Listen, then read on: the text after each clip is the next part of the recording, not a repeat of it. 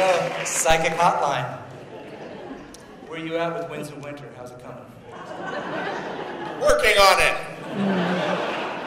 Working on it. Believe me, you'll know when it's done. It'll be the shout that is heard round the world.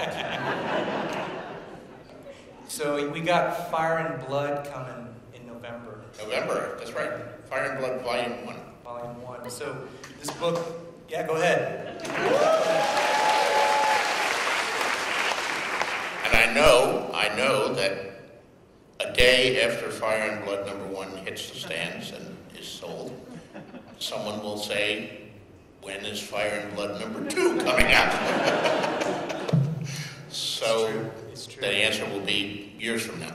When did it first occur to you that the Targaryens? So this book is basically a massive history of the Targaryens, and when did it first occur to you that this needed to be put into a published volume on its own like this? How far back were you thinking? The history is kind of checkered. A number of years ago we did the World of Ice and Fire. Have any of you seen that? The importance book.